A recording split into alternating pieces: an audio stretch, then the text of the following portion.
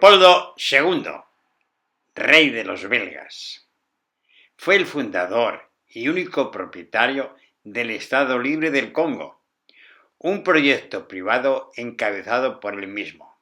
Utilizó al explorador Henry Morton Stanley para ayudarle a reclamar un área que actualmente ocupa la República Democrática del Congo. En la Conferencia de Berlín de 1884, las naciones europeas con intereses coloniales pactaron el reparto de África y se comprometieron a mejorar la vida de los habitantes nativos. Sin embargo, desde un principio, el monarca belga ignoró estas condiciones y amasó una fortuna gracias a su explotación de los recursos naturales del Congo: caucho, diamantes, piedras preciosas y la utilización de la población nativa como mano de obra forzada y esclava. Su régimen africano fue responsable de la muerte de millones de congoleños. Bertrand Russell estimó el número de víctimas en 8 millones de personas, mientras que el censo realizado por Bélgica en 1924 demostró que la población durante el Estado Libre de Leopoldo había descendido un 50%, 10 millones de personas. En 1876, Leopoldo convocó y presidió la Conferencia Geográfica de Bruselas, que reunía a expertos, exploradores y científicos de 6 países europeos, pretendiendo establecer normas comunes filantrópicas para contener y proteger al continente africano y sus habitantes de la explotación comercial. Dado que con las últimas exploraciones se acabó de abrir en África la penetración europea, la conferencia decidió crear un organismo permanente, la Asociación Internacional Africana, presidida por el propio Leopoldo, para promocionar la paz, la civilización, la educación, el progreso científico y erradicar la trata de esclavos, que era una práctica común en buena parte del continente. El Reino de Bélgica abandonó toda responsabilidad sobre el territorio congoleño, por lo cual el territorio del Congo quedaba convertido prácticamente en propiedad privada de Leopoldo II. La explotación de los recursos de la región fue constituida en monopolio estatal y Leopoldo envió un ejército de 16.000 europeos mercenarios de distintas nacionalidades, pagados por el propio monarca, para controlar la región y convertirla en un campo de trabajos forzados mediante la esclavitud. En los territorios que pertenecieron a Leopoldo II, el castigo por desobediencia era la amputación violenta de una mano. Después de que John Dunlop inventara los neumáticos de caucho, la demanda mundial del mismo, debido a su uso como materia prima en la industria automovilista y de bicicletas, se había disparado e inició una carrera comercial internacional para dominar el mercado. Leopoldo impuso altas cuotas de producción de caucho en el Congo y obligó a la población indígena a cumplirlas con métodos coercitivos y la más alta violencia. En 1895, el misionero Henry Grattan Guinness supo de los abusos sufridos por la población del Estado Libre de Congo e instaló allí una misión. Obtuvo promesas de mejorar el tratamiento a los africanos, pero nada cambió. El periodista británico Edmund Dene Morel es agente de una compañía de navegación encargada del transporte de caucho hacia Europa y conocedor de las estructuras comerciales en África del Oeste, fue también uno de los primeros en avisar a la opinión internacional sobre los crímenes cometidos y fue el primero en recolectar pruebas testimoniales y documentales. La Cámara de los Comunes encargó al diplomático Roger Casament, nombrado cónsul británico en el Congo, que investigara los hechos. Su informe, conocido como el informe Casament, se hizo público al año siguiente y tuvo un impacto considerable en la opinión pública. El Parlamento británico aprobó una resolución sobre el Estado de Congo que envió a los 14 firmantes del Tratado de Berlín de 1885, en la que se informaba de los crímenes que allí se cometían, contrarios al espíritu de la conferencia. El ministro británico de Asuntos Exteriores pidió que se revisara la concesión privada al Congo al rey de Bélgica para transferirla al Parlamento belga.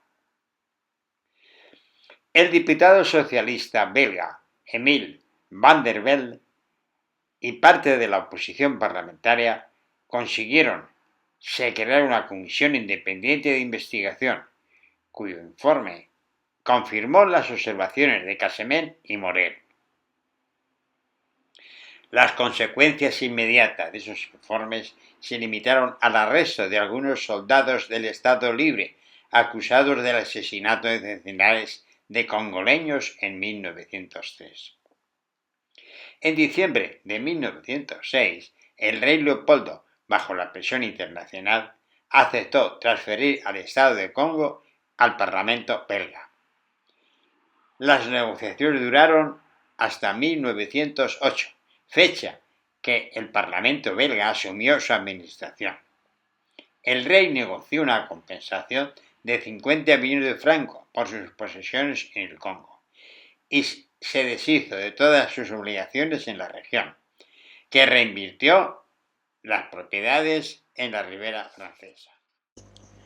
Después del declive del caucho, tomó especial importancia la explotación minera, iniciada por las compañías concesionarias de Leopoldo II, como la Compañía de Katanga. Leopoldo II estaba casado por conveniencia con María Enriqueta de Austria, quien fue ignorada y casi repudiada tras proporcionar descendencia a su esposo. Se refugió en la ciudad de Espa, de la que no salió jamás. En torno a 1899, Leopoldo se enamoró de Blanche de la Croix, una joven de 16 años, hija de un funcionario. La nombró baronesa de Vaughan y tuvo con ella 2 hijos varones. La auténtica paternidad de esos niños nunca fue demostrada. Un año antes de su muerte, Leopoldo contrajo matrimonio con Delacroix y le legó una gran fortuna y propiedades inmobiliarias en Bélgica y en Francia. Al año siguiente, poco después de la muerte del rey por una hemorragia cerebral, Delacroix se casó con su amante, Antoine Durie, quien adoptó a los hijos. Lumumba nació en 1925. Era uno de los 16 universitarios congoleños que tenía entonces la colonia. Trabajador de correos, organiza un sindicato y es encarcelado por los belgas en 1955. Tras su salida de la cárcel en 1958, agrupa a la mayoría de las fuerzas progresistas del partido político Movimiento Nacional Congoleño. Viajó a Bélgica para negociar la independencia. El rey Balduino I esperaba que los colonos belgas y aliados locales le garantizaban un gobierno dócil a sus intereses. Pero Lumumba, nuevo primer ministro, dijo al rey belga y dirigió al pueblo congoleño el siguiente discurso.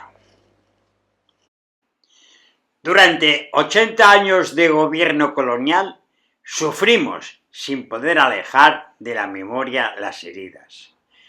Nos han obligado a trabajar como auténticos esclavos, con bajos salarios.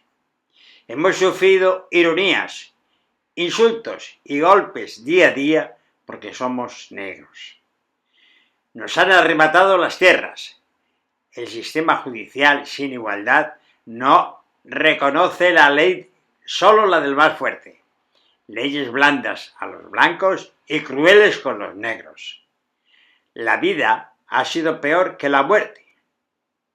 Nadie podrá olvidar las masacres de tantos de nuestros hermanos y las celdas en que han metido a los que no se someten a la opresión y explotación, condenados por opiniones políticas o creencias religiosas que han sufrido horriblemente exiliados en su propio país. Los que vamos a dirigir el Congo como representantes elegidos y que hemos sufrido la opresión colonial, declaramos en voz alta que todo esto ya ha terminado. Se ha proclamado la República de Congo y nuestro país está en manos de sus propios hijos. Ya no somos vuestros monos.